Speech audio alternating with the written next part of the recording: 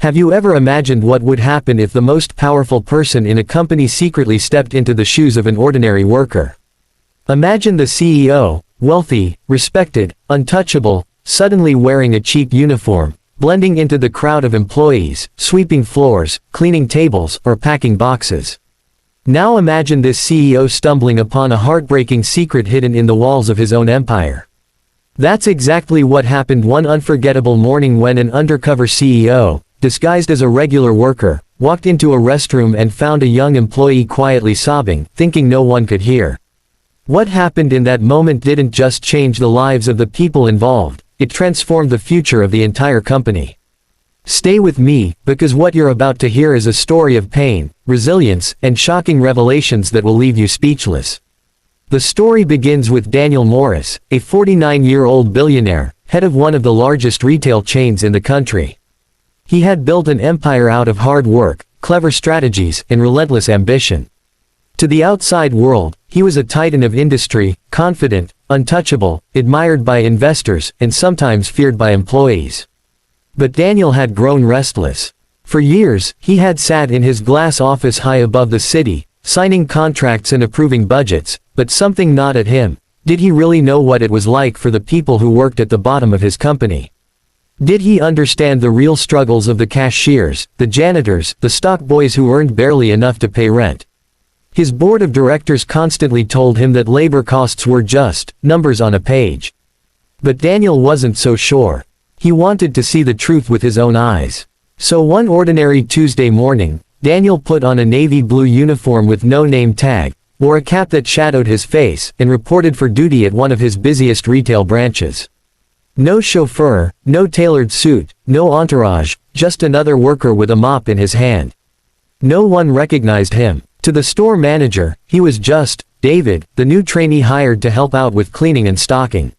For the first few hours, Daniel tried to focus on the tasks, sweeping aisles, restocking shelves, moving boxes in the back room. But more than anything, he listened. He heard employees complain quietly about long hours, aching feet, and rude customers. He saw how the manager barked orders without ever saying thank you. And he noticed how some workers seemed exhausted beyond measure, their faces drained of energy. It was during his break that Daniel first noticed her. A young woman, no older than 22, with tired eyes and hands that trembled slightly as she stacked products on the shelves.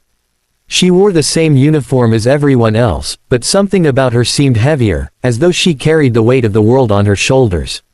She smiled faintly when customers walked by, but the moment they were gone, her expression would collapse into something distant and sad. Daniel felt a strange tug in his chest, a curiosity mixed with concern. Who was she, and what was her story? That question burned in his mind until fate answered it for him. Later that day, Daniel excused himself to the restroom. He pushed open the door and froze.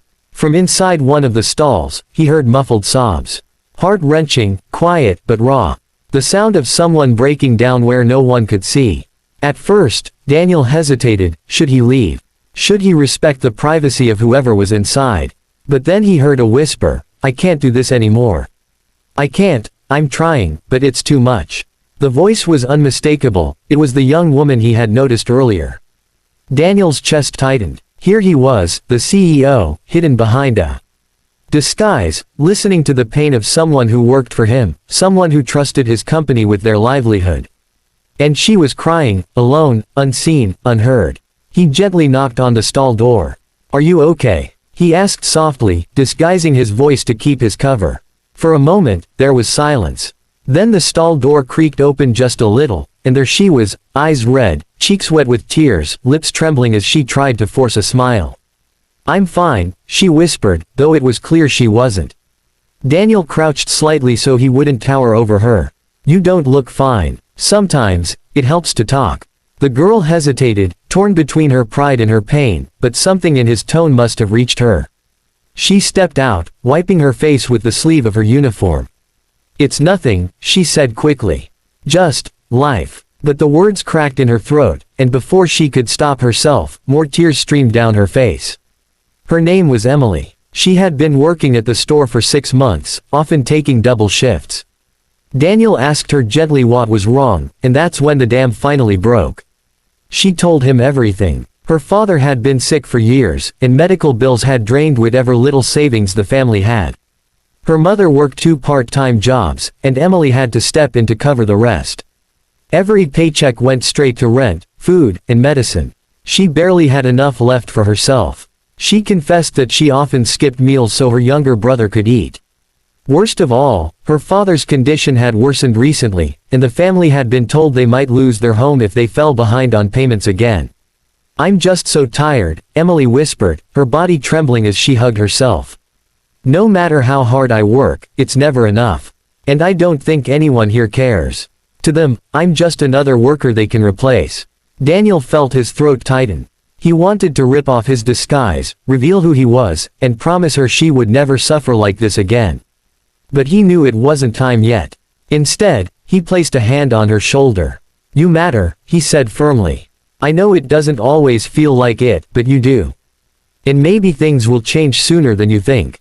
Emily looked at him strangely, as though unsure what he meant, but the kindness in his voice seemed to give her a tiny spark of comfort. She nodded slowly, wiped her tears, and whispered, "Thank you." That night, Daniel went home shaken. He couldn't stop thinking about Emily, her story, her quiet suffering. How many more Emilys were out there, hidden in his stores, working themselves to the bone just to survive? For the first time in years, Daniel felt ashamed. Ashamed that he had been so distant from the reality of the people who kept his company alive. Ashamed that while he enjoyed luxury, some of his workers were skipping meals and crying in restrooms. He knew he had to do something, but what?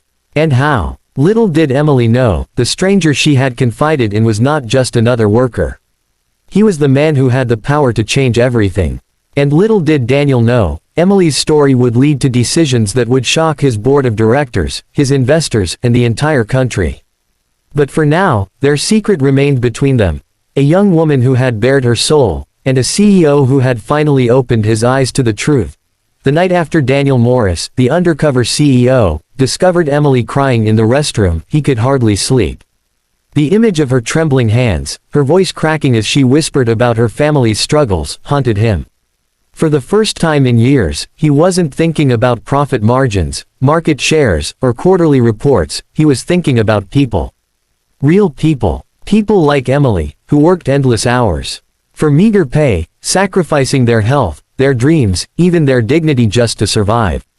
His heart ached with a guilt he hadn't known he carried. He had always told himself he was giving people jobs, opportunities, security. But now he understood that many of those jobs were barely enough to keep his employees afloat. He realized he had been blind to the suffering happening right under his nose. The next morning, Daniel put on his disguise again, uniform, cap, and all, and returned to the store. He wanted to watch, to listen, to see more of what his employees truly endured day to day. This time, he paid special attention not just to Emily but to everyone around her. He noticed how the cashiers forced smiles while their eyes betrayed exhaustion. He saw an older janitor limping slightly, likely from years of hard labor, but still cleaning without complaint. He overheard workers whispering about how overtime was denied, even though they desperately needed the extra pay. Every corner of the store carried unspoken stories of hardship, and Daniel felt the weight of them pressing on his conscience. Emily, however, stood out most of all. She worked quietly, diligently, but there was a fragility to her. At one point, she reached into her pocket during lunch and pulled out a single granola bar, her only meal of the day. Daniel pretended not to notice, but inside, his chest burned with anger at himself and the system he had allowed to continue. It was in that moment he made a silent vow. Something had to change, and it had to start now. That evening, Daniel returned to his mansion, but the grand walls felt hollow. He sat at his desk, staring at the family portrait on the wall, his wife, his 2 children, all smiling in comfort and security. He thought of Emily's family, struggling to pay rent and medical bills, living one bad day away from disaster. The contrast was unbearable. Daniel finally picked up the phone and called an emergency meeting with his executive team for the following morning.